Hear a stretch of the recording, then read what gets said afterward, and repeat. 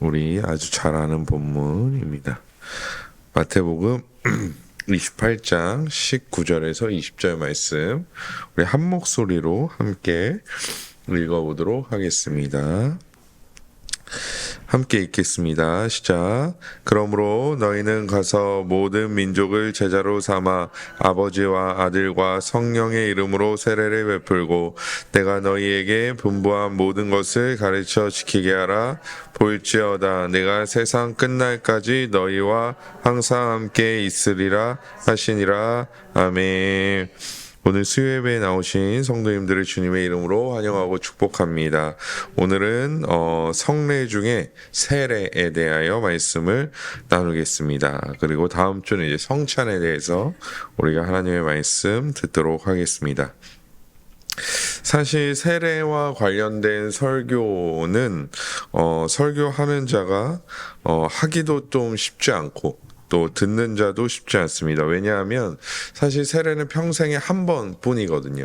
그러니까 세례를 여러 번 받았다는 것은 우선 교리적으로 아주 잘못된 겁니다. 그래서 제가 이제 전에 교회에서 사역을 하다가 어떤 청년이 아주 심각하게 찾아왔어요. 심각하게 찾아왔는데 왜 그러냐면 그 교리 시간에 이제 세례에 대한 부분을 설교 시간이었나 한번 언급했는데 자기가 군대에서 세례를 받았는데 믿음 없이 그냥 받은 것 같다는 거예요. 그래서 이번에 세례 받을 때 다시 받으면 안 되겠냐고 아주 심각하게 저에게 찾아왔습니다. 그 친구가 거의 30대가 이제 넘어서 30대 중반을 향해 달리고 있었는데 말씀을 듣고 우선 깨달은 건 감사한데 세례는 평생 딱 한 번이죠. 세례는 평생 딱 한 번이기 때문에 다시 세례 받을 수는 없습니다. 이 부분에 대해서는 오늘 언급하지 않을 거기 때문에 간략히 좀 말씀드리면요. 모세가 뒤에도 비유하겠지만 모세가 그 홍해를 건넌 것을 우리는 이제 세례로 사도 바울이 고린도전서 10장에 표현하고 있죠. 근데 뭐 홍해를 건널 때 야 하나님의 은혜다라고 건넌 자도 있겠지만 뭐 그냥 허겁지겁 건넌 자도 아마 있을 거라고 생각합니다. 그렇다고 허겁지겁 내가 홍해를 건넜으니까 이거는 아니다 하고 다시 홍해를 헤엄쳐서 건너와서 다시 내가 가겠노라고 얘기하는 사람은 없듯이 삼위일체의 이름으로 받은 세례는 제세례가 없다라고 생각합니다. 물론 침례교 같은 경우에는 제세례를 허용하긴 하지만 저희는 제세례를 허용하고 있지는 않습니다. 그래서 우리는 이 세례가 아마 우리 성도님들에게는 평생에 한 번 있을 것입니다. 유아 세례 저도 이제 유아 세례 받은 자인데요. 유아 세례 받은 자는 유아 때 세례를 받았기 때문에 만 14세가 될 때에 세례를 받지 아니하고 입교를 하게 되는 거죠. 왜냐하면 세례는 한 번이기 때문입니다. 혹은 병상 세례 뭐 이런 것이 전부이기 때문에 사실 성찬과는 다르게 평생에 한 번 있는 것이고 다른 사람이 세례를 이 자리에서 받는다 할지라도 뭐 나의 세례는 아니기 때문에 그렇게 중요한 것으로 여기지는 않습니다. 또한 세례의 경우에는 하나님의 은혜가 정말로 충만하여 믿음의 고백을 하면서 받기도 하지만 많은 경우에는 유아 세례를 받고 나이가 되었기 때문에 입교를 하고 또 교회 다닌 지 어느 정도 됐기 때문에 그냥 학습받고 세례를 받는 경우가 다반사입니다. 저도 생각해보면 저는 사실 입교한 날이 아주 명확하게 기억이 나거든요. 왜 기억이 나냐면 그 시간이 엄청나게 감동적이어서 은혜가 돼서 기억난 게 아니라 그날 제가 너무 아팠습니다. 열이 너무 많이 펄펄 끓어서 막 아팠는데 그때 이제 입교를 하는데 제가 못 가겠다 했는데 그때 당시 전도사님이 제가 입교하는 날 죽더라도 교회 와서 죽어야 된다라고. 그때는 그런 분들이 꽤 많이 있었죠. 지금은 뭐 그래 푹 쉬어 이러는데 그때는 뭐 그런 거 없지 않았습니까? 제가 이제 한 30년 전 일이니까 야 죽더라도 교회 와서 죽어야 된다 그래가지고 진짜 죽을 각오로 가서 입교를 했던 기억이 있어요. 그분은 또 혹여나 한 명이라도 갑자기 안 오면 이게 담임 목사님한테 혼날까봐 그럴 수도 있을 거지만 저는 그 말이 너무 기억에 명확하게 남아서 제가 입교하던 날 너무 아팠는데 굳이 버스를 타고 가서, 그래서 이제 조금 떨어져 있었던 교회였는데 버스를 타고 가서 입교했던 기억이 있습니다. 사실 그렇기 때문에 이런 어떤 추억은 있지만 우리가 세례를 어떤 엄청나게 큰 감동이나 감격으로 받는 자들이 생각보다 드물고, 그저 시절이 됐기 때문에, 나이가 되었기 때문에, 혹은 지난주에도 말씀드렸지만 군대에서 햄버거를 준다고 했기 때문에 세례를 받는 경우들이 꽤나 많이 있다라는 것이죠. 그래서 이 세례가 어떠한 의미인지, 어떠한 영적인 유익이 우리에게 있는지 알지 못하는 경우가 꽤나 많이 있다라는 것입니다. 따라서 우리는 오늘 이 시간을 통하여 우리가 이미 세례를 받았다 할지라도 오늘 말씀을 통해 세례의 유익을 명확히 알고 우리가 삼위 하나님의 이름으로 받은, 삼위일체 하나님의 이름으로 받은 세례가 얼마나 귀한지를 살펴보도록 하겠습니다. 우리 웨스트민스터 신앙고백서 28장 1항의 내용을 함께 제가 읽어드리도록 하겠습니다. 세례는 예수 그리스도께서 제정하신 신약의 성례입니다.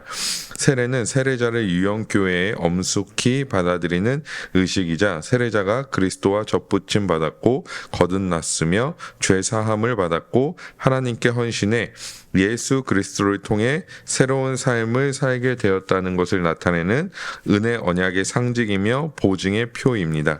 그리스도께서는 이 성례를 세상 끝날까지 교회에서 계속 시행하라고 친히 명령하셨습니다. 아멘. 먼저 세례를 신앙고백서에서는 예수께서 제정하셨다라고 말하고 있습니다. 이것을 부정할 수는 없습니다. 왜냐하면 오늘 우리가 본문에 읽었지만 예수께서 분명히 세례를 주라고 말씀하고 있기 때문입니다. 다시 한번 오늘 본문 28장 19절 말씀을 보면요. 그러므로 너희는 가서 모든 민족으로 제자를 삼아 아버지와 아들과 성령의 이름으로 세례를 베풀고. 아멘.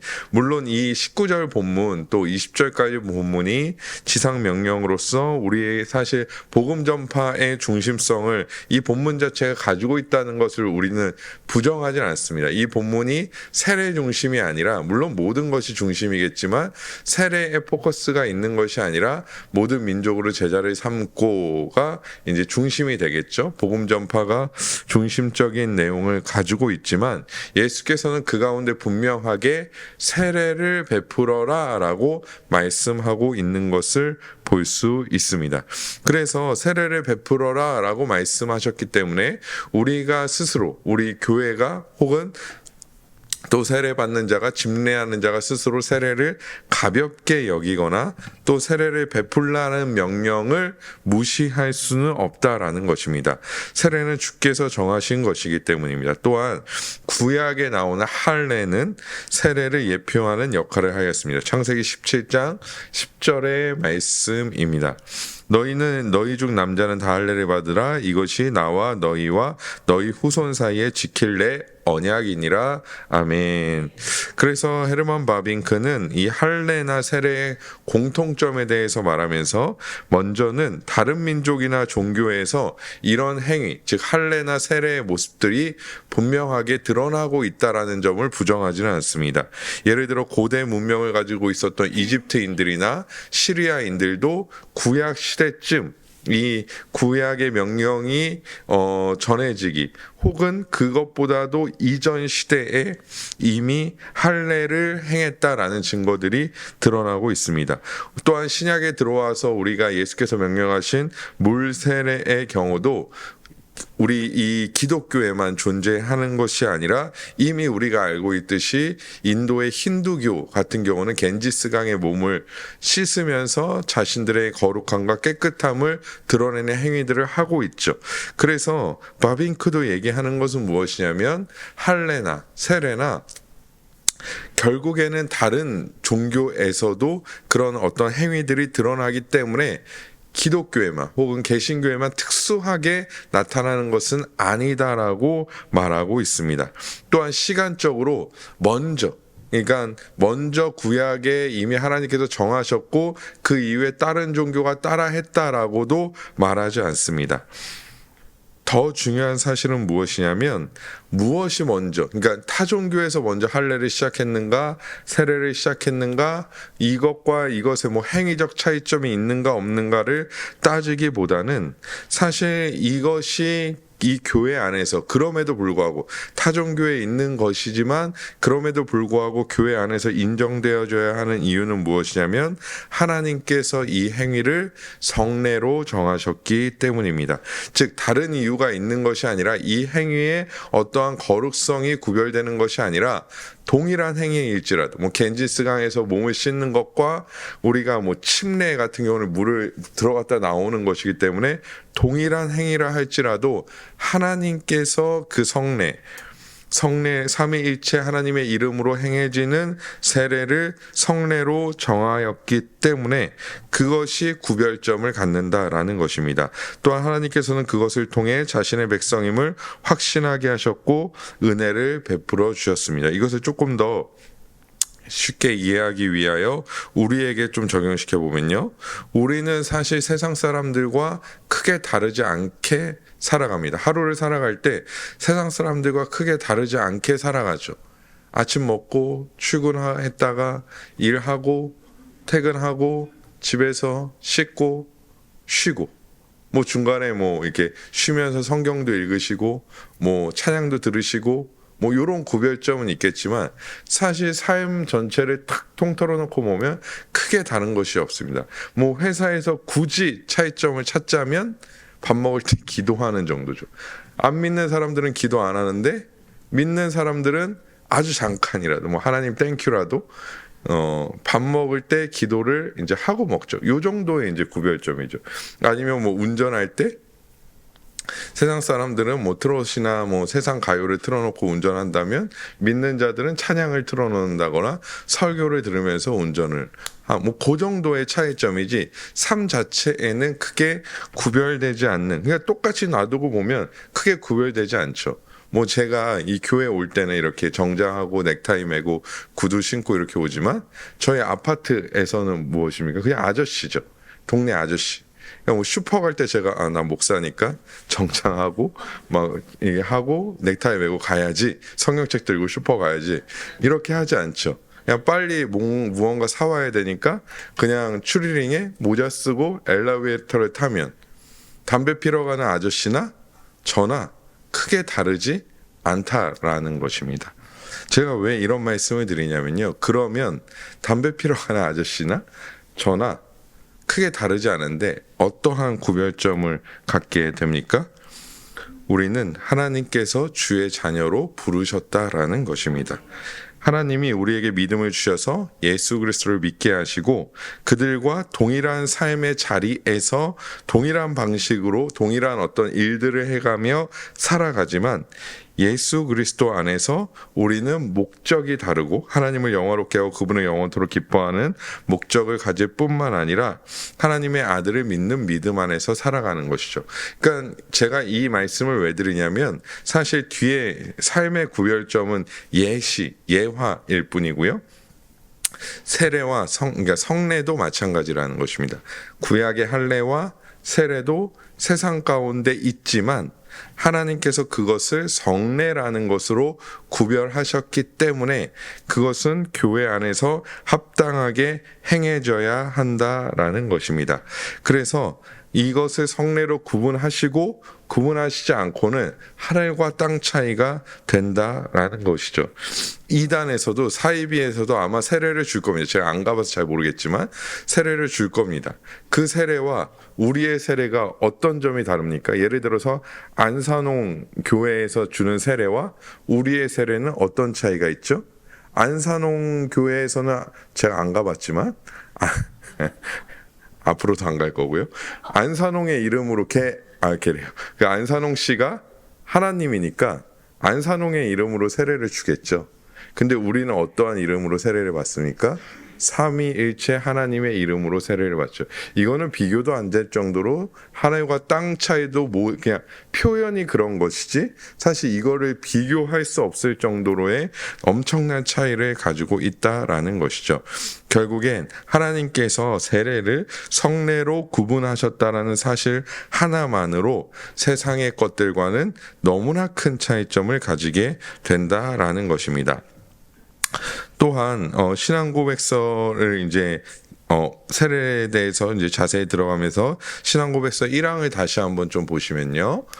다시 한번 보시면 빨간 글씨로 되어 있는 부분만 좀 살펴보도록 하겠습니다. 그러면 세례란 무엇인가, 어떠한 특징을 가지고 있는가 보면요.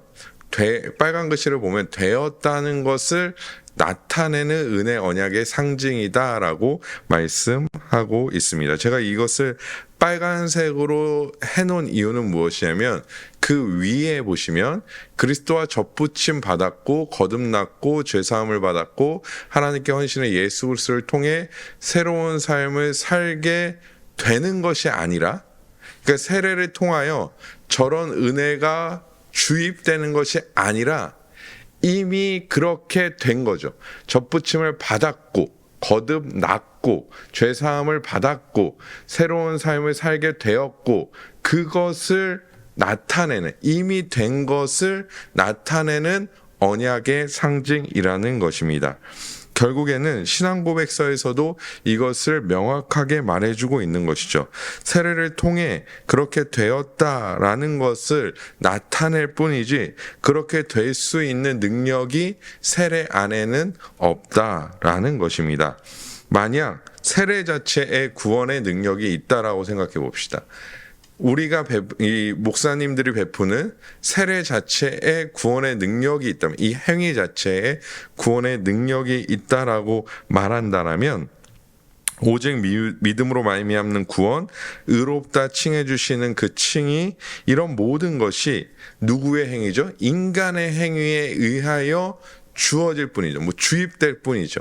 결국에는 예수 그리스도를 진실로 고백하지 않는다 할지라도, 예수 그리스도를 믿지 않는다 할지라도 목회자가, 집례자가 손을 얹는 그 행위 자체, 세례의 행위 자체에 구원의 능력이 있는다라고 생각한다면 그 구원받지 못할 자가 없을 뿐만 아니라 하나님이 구원을 이미 예정하신 것이 아니라 목회자나 집례자의 어떤 결정에 따라서 구원을 베푸셔야 하는 아이러니한 상황에 빠지게 된다라는 것입니다. 결국 그가 믿음이 있건 없건 상관없이 세례를 받았기 때문에 구원이 된다면 구원이 믿음이 없을지라도 구원에 이르게 되는 매우 이교도적인 성격을 갖게 된다라는 것이죠. 구원론 자체가 흔들려 버린다라는 것입니다. 그래서 세례의 행위 자체에는 어떠한 구원의 능력이 있다라고 말씀은 부여하고 있지 않습니다. 그렇다고 해서 구원의 능력이 없다고 해서 의미가 없는 것은 아닙니다. 왜냐하면 아까도 말씀드렸지만 친히 주께서 정하신 것이기 때문입니다. 그래서 의미 없이 우리가 행하거나 의미 없이 방치해둘 권한이 우리에게는 없다라는 것이죠. 신앙고백서에 보면 1항에 보면요, 뭐라고 말하냐면 세례는 세례 받는 자를 유형교회에 엄숙히 받아들이는 의식이라고 말하고 있습니다. 첫 번째 특징이 이제 저런 것인데요. 유형교회, 즉 가시적 교회죠. 가시적 교회에 엄숙히 받아들이는 의식이다라고 말하고 있습니다. 이 부분에 대해서 먼저 좀 살펴보려고 합니다. 엄숙하게 받아들인다라는 의미는 어떠한 의미일까요? 현대교회와는 세례와는 이 부분에서 큰 차이를 가지게 됩니다. 현대교회는 세례를 아주 가볍게 여기는 경향이 있습니다. 이것을 사실 부정하고 싶지만, 제가 설교를 준비하면서도 부정하고 싶지만 부정할 수가 없습니다. 지난주에 말했던 군에서 받는 세례가 가볍게 여기는, 세례를 가볍게 여기는 아주 큰 특징이죠. 그럼 목사님은 군 세례를 반대하십니까? 반대하지 않습니다. 뒤에서도 얘기하겠지만 믿는 자가 있는 곳에, 예수 그리스도를 고백하는 자가 있는 곳에 당연히 세례는 따라가야죠. 그것이 군대라면 군대에서는 당연히 세례가 이루어져야 합니다. 하지만 군 세례가 지난주에 말씀드렸기 때문에 자세히 말씀드리지는 않겠지만, 이런 어떤 믿음의 고백의 확인이 온전히 되지 않는다라는 것은 너무나 누구나 아마 한 번 논산훈련소 갔다 오신 분이라면 누구나 알 수 있을 것입니다. 또한 교회 안에서 제대로 된 학습 교육이나 세례 교육이 이루어지지 않는다라는 점입니다. 또한 유아 세례를 제외하고 자신의 신앙 고백 없이도 세례가 주어지는 경우가 아주 빈번하게 이루어집니다. 하지만 신앙 고백서는 교회는 세례를 통해 성도를 엄숙히 세례교인으로 받아들여야 한다라고 말하고 있습니다. 교회에서 중직자가 세울 때 우리가 아무 절차 없이 막 세운다면 그것은 문제가 될 것입니다. 하지만 중직자를 세울 때 우리가 엄숙한 과정과 또 여러 가지 검증의 과정을 통하여 중직자를 세우는 것만큼 가시적 교회의 성도로 받아들이는 일을 우리가 함부로 가벼이 해서는 안 된다라는 것입니다. 그래서 세례는 온전한 믿음의 고백과 올바른 지식 안에서 성숙되었다라고 판단될 때 받는 것이 합당합니다. 교회는 누구나 올 수 있습니다. 차별이 없기 때문입니다.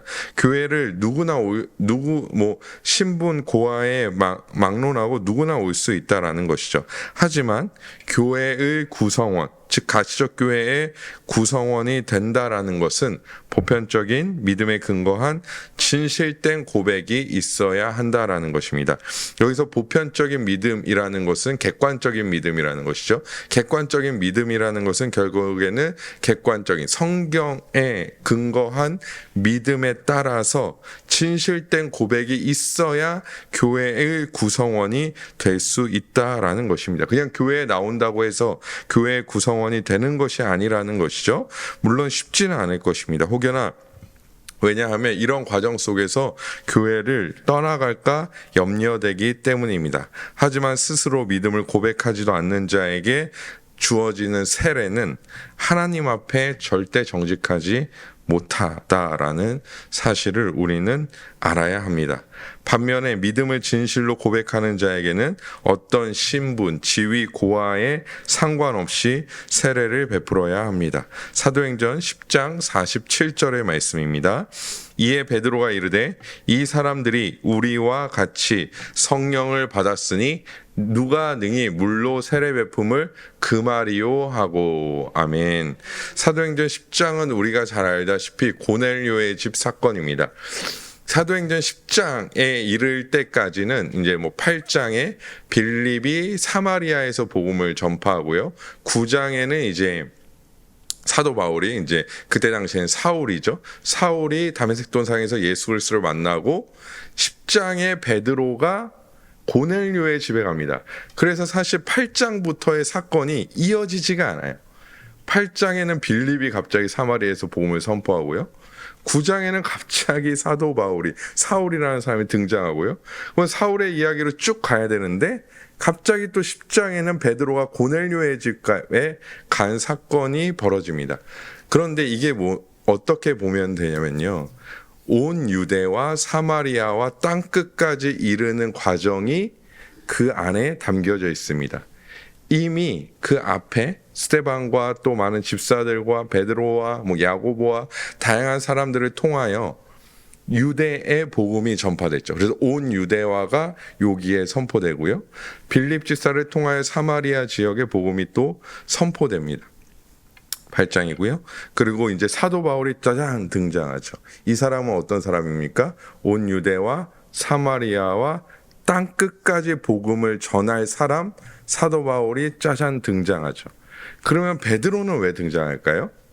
베드로가 등장한 것이 사실 아주 중요한 장면인데요.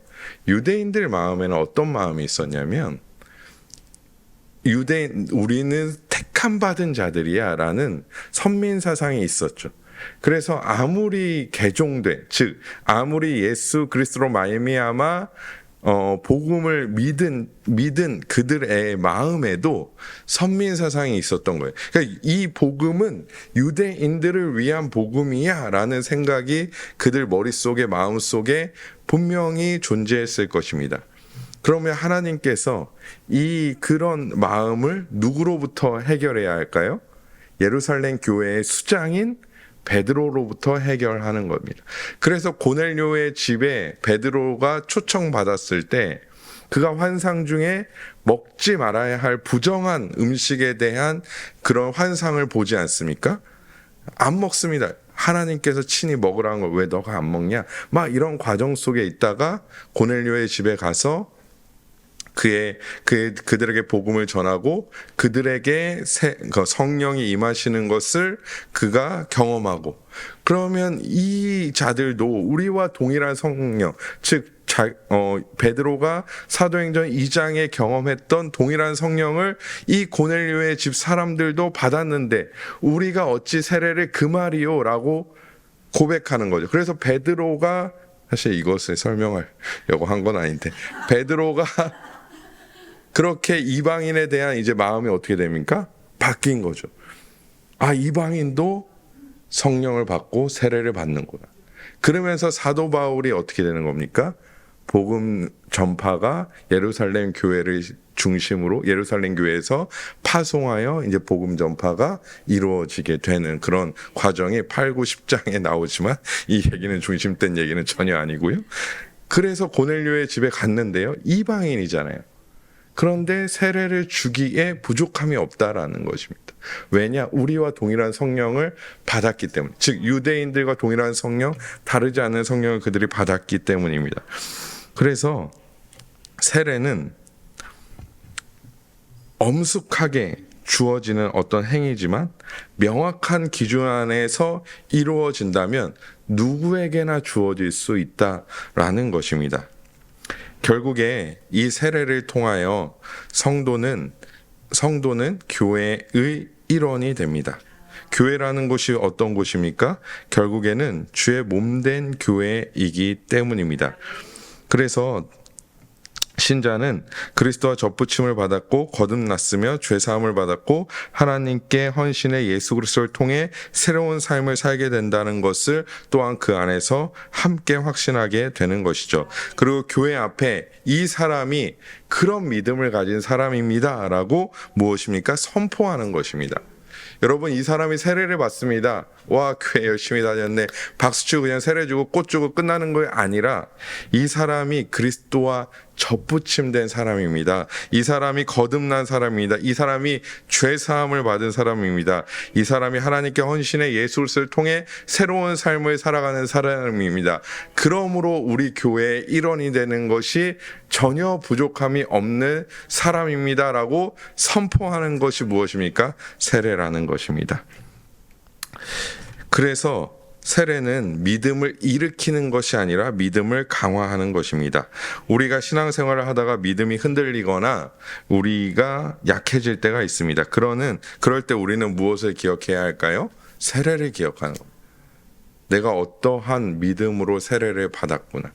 내가 그리스도와 접붙임 됐고 거듭났고 죄사함 받았고 내가 이제 하나님의 자녀로서 예수를 통하여 하나님의 뜻대로 살아가기로 고백한 그 세례, 그때 받았던 세례, 그 은혜가 나에게도 지금 유효하다라는 것을 내가 받았던 세례를 기억하며 다시 믿음 안에 설 수 있고 확신을 갖게 된다라는 것입니다. 결국 온전한 믿음의 고백이 이루어져서 받게 되는 세례는 믿는 자들의 믿음이 흔들릴 때에도 그들이 하나님의 자녀라는 사실을 기억하게 하고 다시 회개하게 하고 그래서 하나님의 자녀로 살아가게 하는 아주 중요한 역할을 한다라는 것입니다.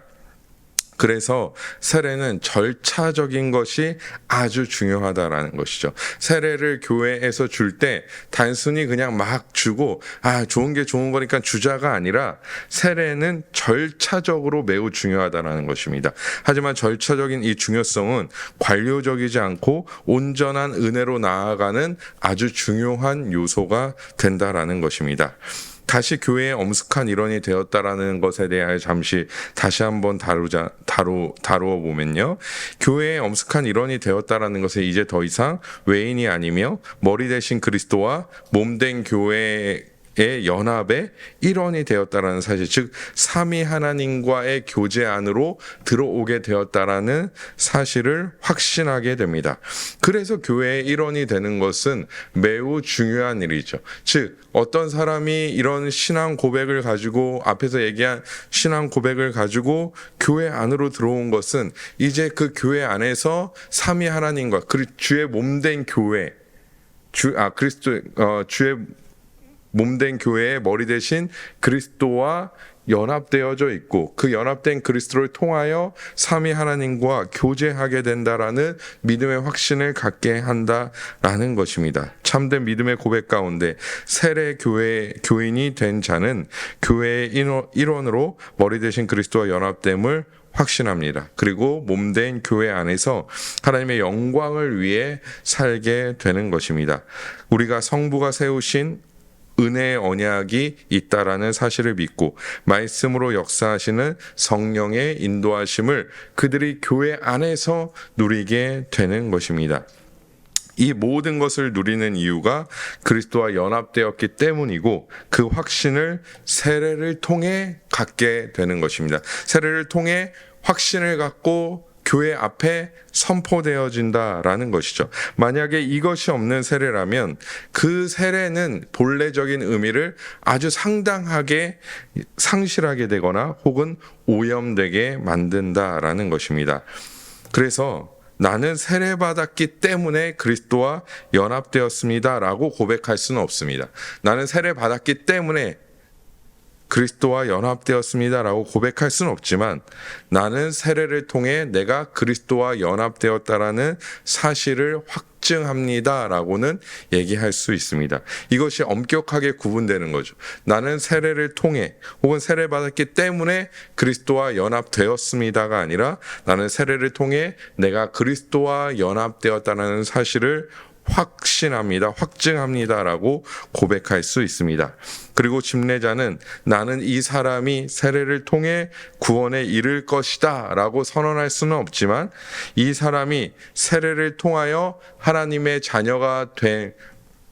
이미 하나님의 자녀가 되었다라는 사실을 선언할 수 있습니다. 즉 하나님의 자녀가 된 자, 성령 세례를 통해 하나님의 된 자를 데리고 와서 세례를 줌으로써 이 사람이 이제는 하나님의 자녀가 되었습니다라는 사실을 선포하는 거죠. 교회 앞에 선포하게 된다라는 것입니다. 그래서 세례는 성례의 하나로 분명 우리에게 은혜로 다가오며, 그래서 교회가 이것을 가볍게 여기거나 부정해서는 안 된다라는 것입니다. 모든 세례는 또한 삼위 하나님의 이름으로만 이루어져야 합니다. 또한 외적인 물이 사용되어지지만 꼭 침례는 아니어도 상관없습니다.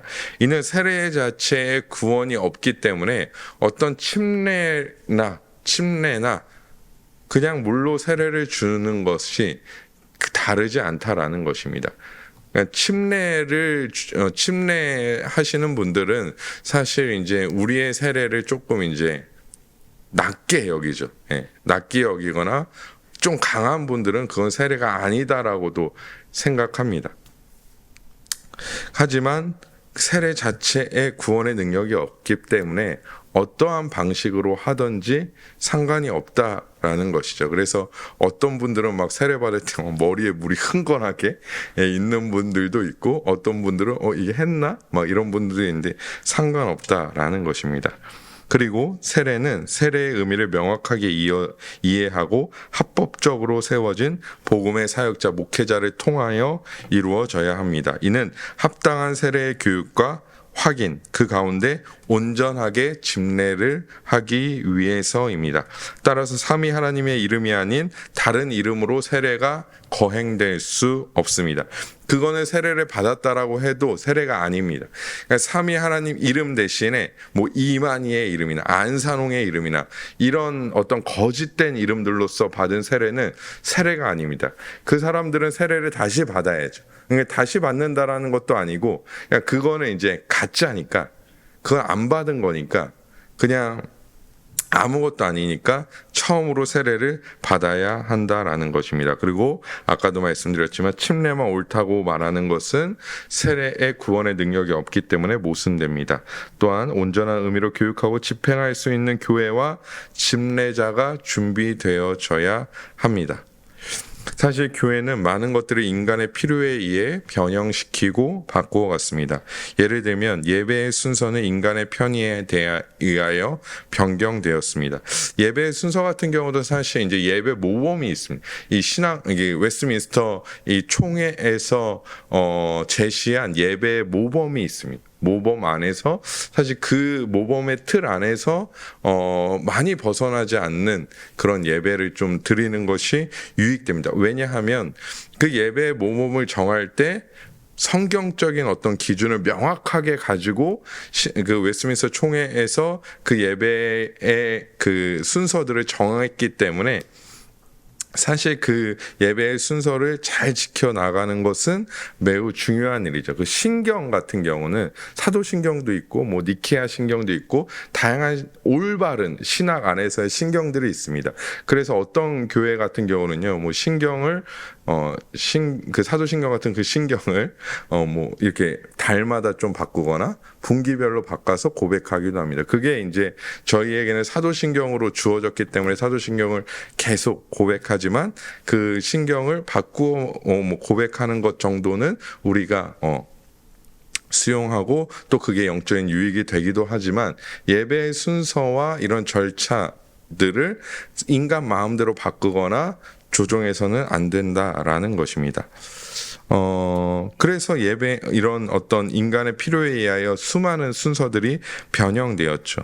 또한 정통적인 교리 교육은 뒤로 하고 행사나 또한 교육을 하더라도 검증되지 않은 심지어 번영 신학자들, 뭐 조엘 오스틴이나 뭐 이런 사람들이 있지 않습니까? 그리고 뭐 목적이 이끄는 한창 유행했었죠.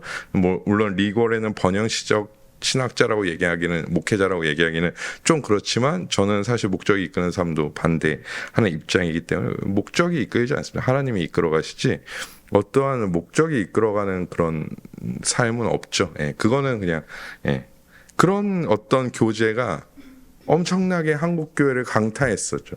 제가 왜 이걸 명확히 하냐면 제가 이전에도 얘기했지만 제가 딱 기독교 서점에서 아르바이트 할 때 이 조엘 오스틴의 긍정의 힘이 막 200부씩 막 팔려갑니다. 한 사람이 200부를 주문해요. 그건 뭐냐면 한 교회에 200명의 성도가 있고 그 교회가 이 책으로 무언가를 한다라는 의미죠. 그거 뭐 엄청나게 막 팔려왔습니다. 심지어 긍정의 힘은요, 그냥 일반 도서, 기독교 도서가 아니라요. 그때 당시 일반 도서 중에서도 베스트셀러를 차지할 만큼 굉장히 선풍적인 인기를 끌었죠. 그래서 이제 저희 교수님이 그냥 우스갯말로 할 때 그냥 마음이 막 그냥 인간적인 마음이 편안해지고 싶으면 조엘 오스틴 설교를 들으면 마음이 평안해진다라고 얘기하더라고요. 이 평안은 이제 그 평안이 아닌 거 아시죠? 그래서 이런 번역 신학자들이 만든 교재들을 사용하여 성도의 신학적인 수준을 아주 현저하게 떨어뜨려 놨습니다. 왜 그러냐면 그냥 편하게 하자. 제가 그분들을 저보다 훨씬 더 거룩하게 사시겠지만 제가 이런 것들을 비판하고자 하는 것이 아니라 그런 어떤 신학적인 수준을 우리가 가지고 있다는 것입니다. 또한 예를 들면 예전에 합동총회 공과 이름이 무엇이었죠? 계단공과였죠. 계단공과. 계단공과는 뭡니까? 계단을 밟고 올라가라는 것. 그래서 초등학교 1학년 때 공과만 잘하면 2학년 때 잘하고 쭉쭉쭉 올라가면 이 합동교단에서 배우는 신앙 고백 혹은 교리를 어느 정도는 습득할 수 있는 거죠. 그러니까 완벽하게라고 얘기할 수 없죠. 예, 그러니까 전문적인 교리 교육이 들어가야겠지만 이 공과만 잘 통과해도 뭐 지금 하나 바이블 맞나요? 하나 바이블도 뭐 비슷한 맥락이겠지만, 네네. 그것만 잘해도 하나 바이블은요, 여러분 교수님들이 다 감수하시고 체크하시기 때문에 좋다고 하더라고요. 네. 네. 그것만 저는 이제 계단공과 출신이기 때문에 그것만 잘해도 뭐죠? 일정 수준의 신학적인 어떤 기본과 기초를 배울 수 있다라고 얘기했던 거죠. 그렇게 이미 다 교단에서 세팅을 해놨습니다. 하지만 교회 안에서 아이들을 지도하는 교사에 대한 이런 교리 교육이 안 돼 있다 보니까 교회에서 아이들을 지도하는 교사에 대한 교육이 안 돼 있다 보니 그것을 제대로 교사들이 이해하지 못하고 가르칠 능력을 갖지 못했습니다. 그래서 무엇만 강조하죠? 교회에서 아이들을 어떻게 해야 됩니다? 사랑해야 됩니다. 예. 아이들을 사랑해야 됩니다. 사랑해야죠. 그러니까 진짜 사랑이 뭐냐라는 거죠. 게다가 교리 잘 배워서 이들에게 올바른 교리와 올바른 교회 교육을 시켜주는 게 진짜 사랑이죠. 떡볶이 사주고 피자 사주고 물론 좋습니다. 저도 이제 얻어먹어보니까 좋긴 하더라고요.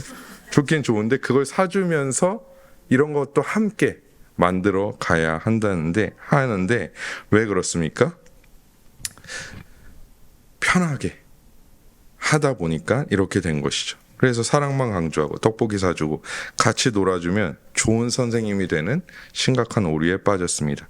그래서 자라나서 제가 청년부를 오래 했으니까요. 자라나서 청년부에 온 친구들의 특징이 뭐냐면 복음이 뭐니 대답 못합니다. 복음이 뭐니 예수님이요. 아니 복음이 뭐냐니까 왜 예수님이에요? 뭐 그 모든 질문에 예수님이라고 하면 답이긴 하잖아요.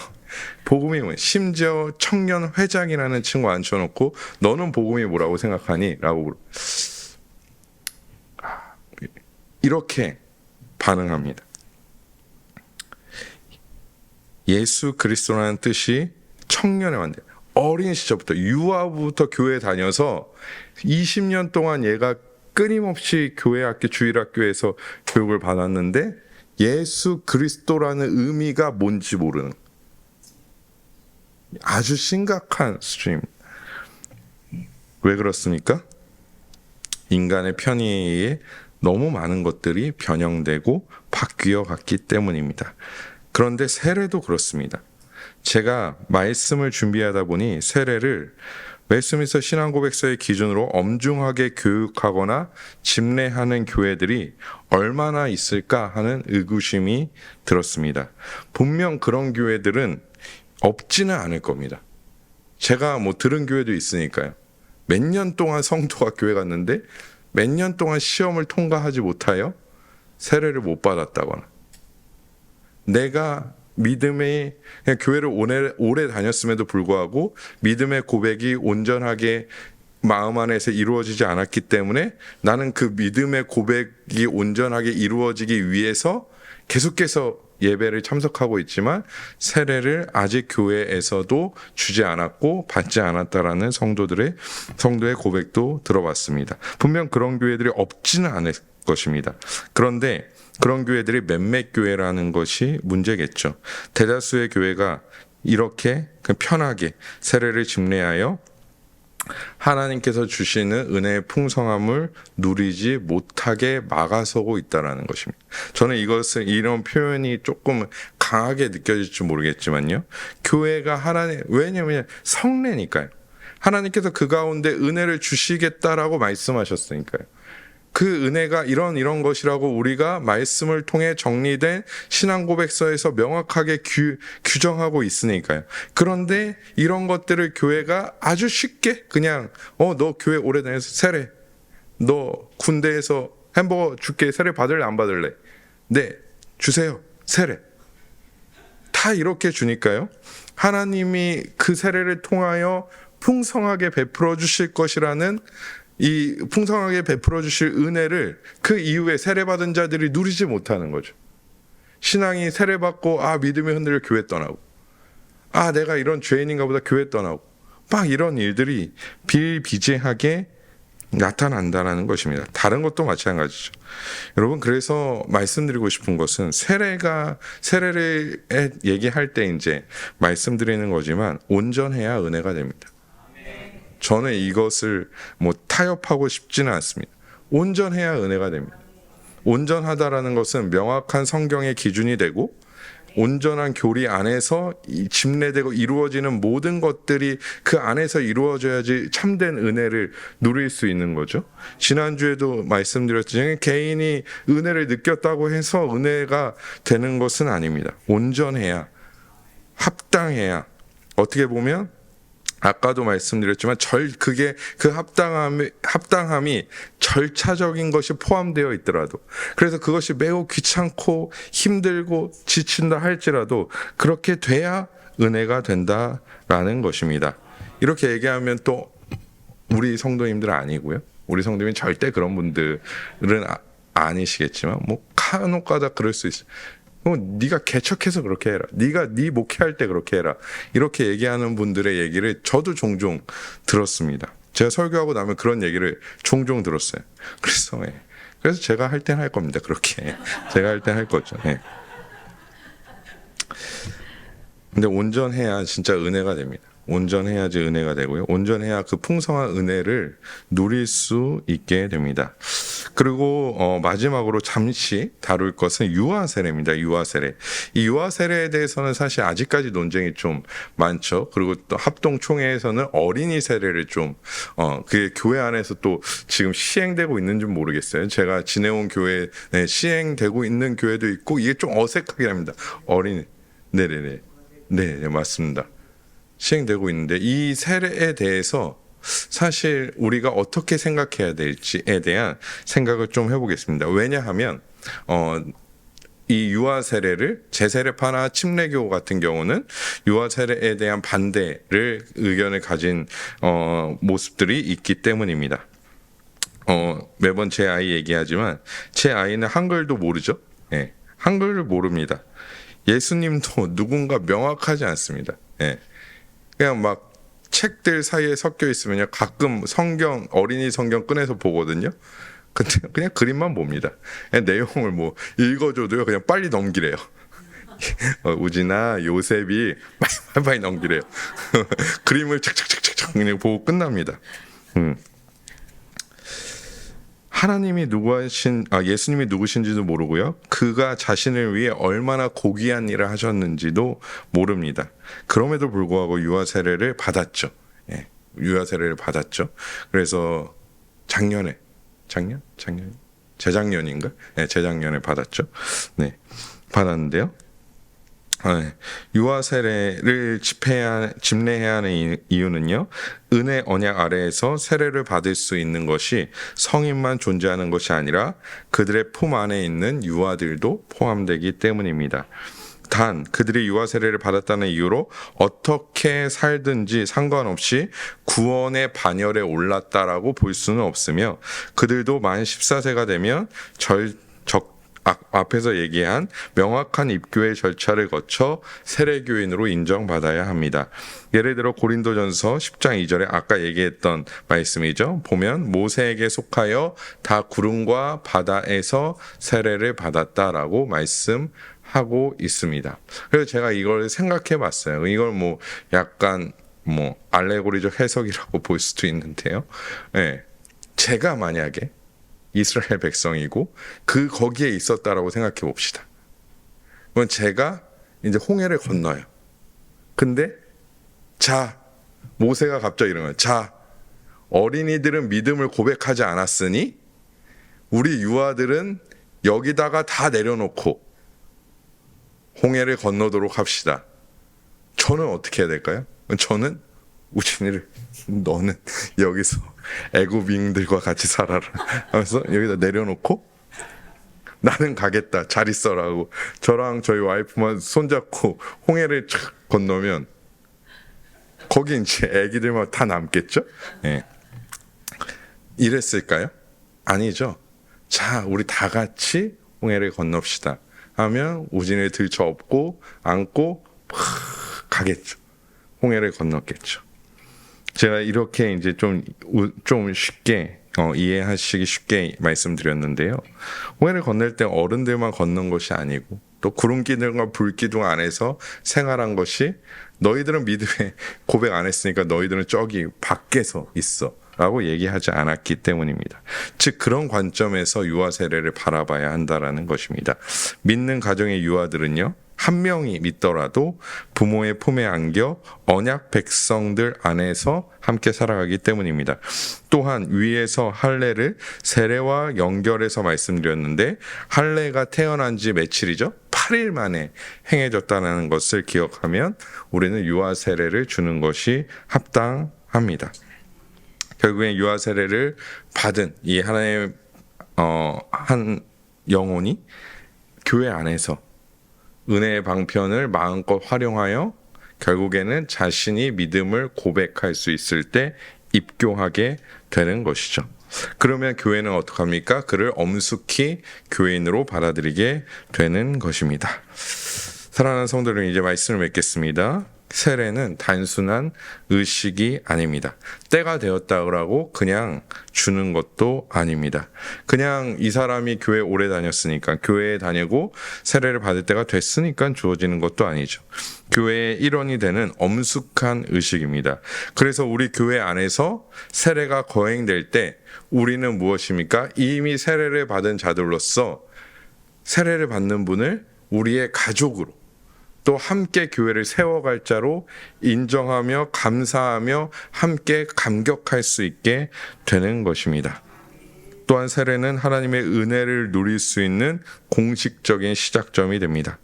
세례의 온전한 집례가 많이 사라진 지금 우리는 이러한 온전함을 회복하고 또한 우리에게 세례를 베풀어 주신 하나님께 온전히 감사하며 그 세례를 때때마다 기억하여 하나님 안에서 온전히 믿음을 굳건하게 하는 우리 모든 성도님들 되시기를 주님의 이름으로 간절히 소망합니다.